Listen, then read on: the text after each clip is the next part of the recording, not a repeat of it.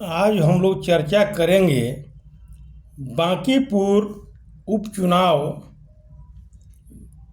का ground reality क्या है, वहाँ की जनता क्या चाहती है, जनता की मनोदशा क्या है इस चुनाव के प्रति।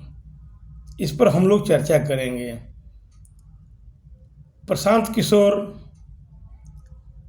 बांकीपुर का जन सुराज का उम्मीदवार घोषित हो गए हैं,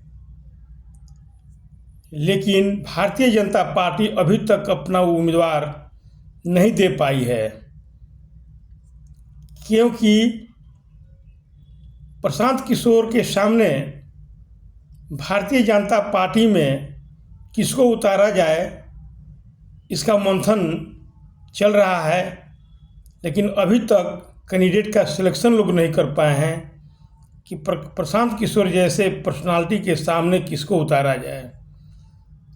ये कोई नहीं जानता था कि नितिन नवीन राष्ट्रीय अध्यक्ष जब बन गए तो सीट खाली हो गया, तो यह सीट बिहार ही नहीं पूरे हिंदुस्तान में एक हॉट सीट बन जाएगा।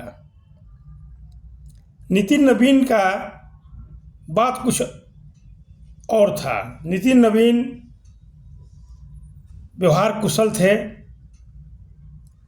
बांकीपुर क्षेत्र के प्रत्येक घर में उनका व्यक्तिगत संबंध जैसा बन गया था। किसी के बड़े भाई के रूप में लोग उनको याद करते थे, कोई छोटे भाई था। जहाँ भी जाते थे, जिस घर में जाते थे, चाची, चाचा, बाबूजी, भैया, भाभी ऐसा कहकर संबोधित करते थे।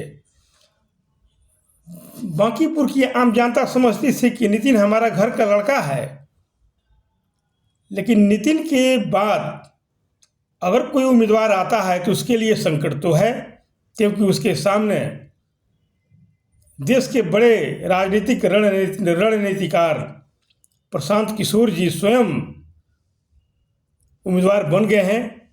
बांकीपुर की प्रबुद्ध जनता से राय लेने के बाद ये भी एक सच्चाई है, जमीनी स्तर पर अगर देखा जाए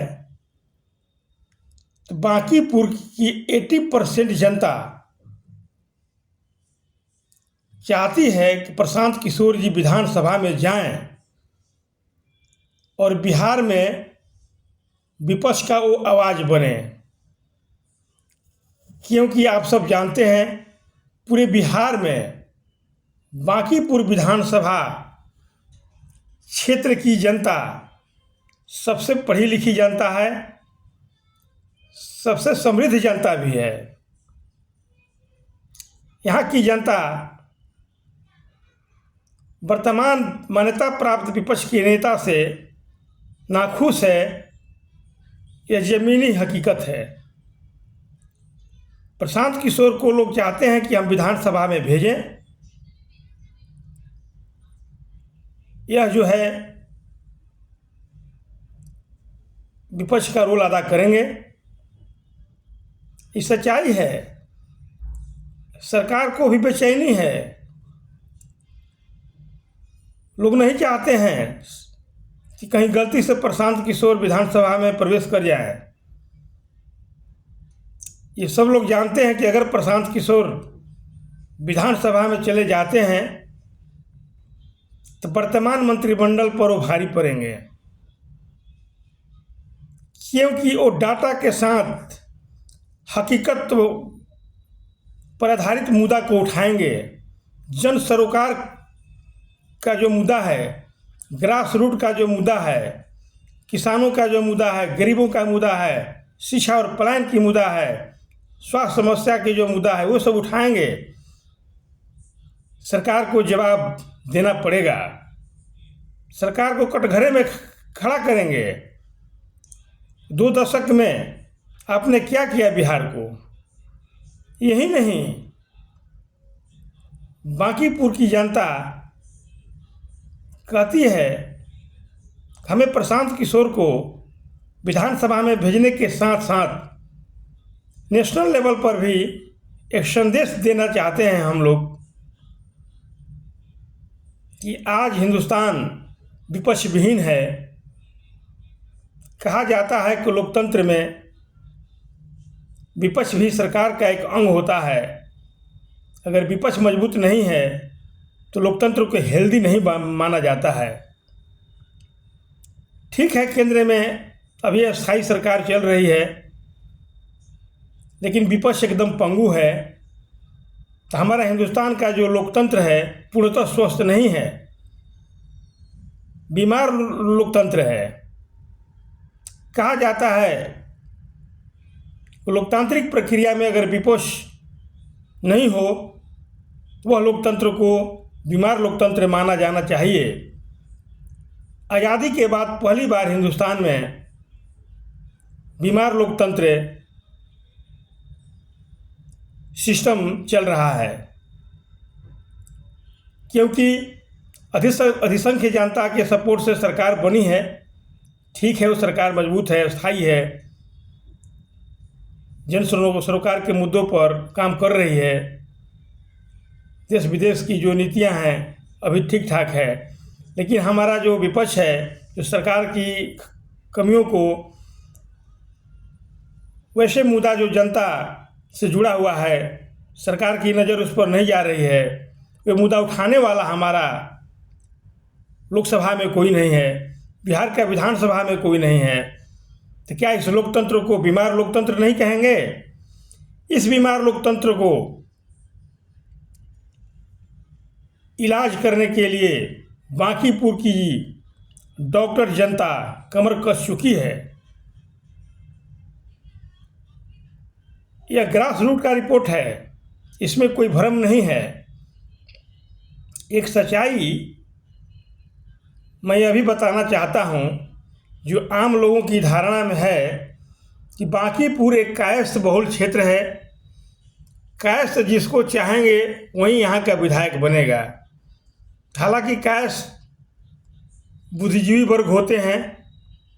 अगर नबील किशोर होते तो कायस्थ समाज किसी को वोट नहीं करता, लेकिन अब कोई भी कायस्थ आ जाए, कायस्थ समाज प्रशांत किशोर को ही वोट करेगा।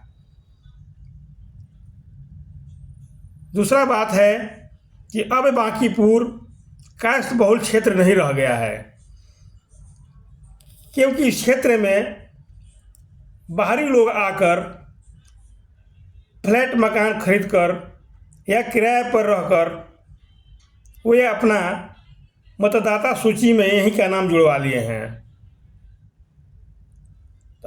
अदर जातीय समूह का संख्या यहाँ काफ़ी बढ़ गया है। हाँ, ये कहा जा सकता है कि बांकीपुर में सवर्णों का मत ज़्यादा है, लेकिन बांकीपुर के स्लम एरिया के जो गरीब गुरबा हैं वे भी प्रशांत किशोर को पसंद कर रहे हैं। सवर्ण समाज भी क्या समाज को प्रशांत किशोर को पसंद कर रहा है। सिर्फ यही लोग कहते हैं कि विधानसभा में हम लोग एक प्रखर और मजबूत आवाज़ भेज रहे हैं ताकि सरकार को दिशा दिखाए, जन सरोकार के मुद्दों को मजबूती से उठाए।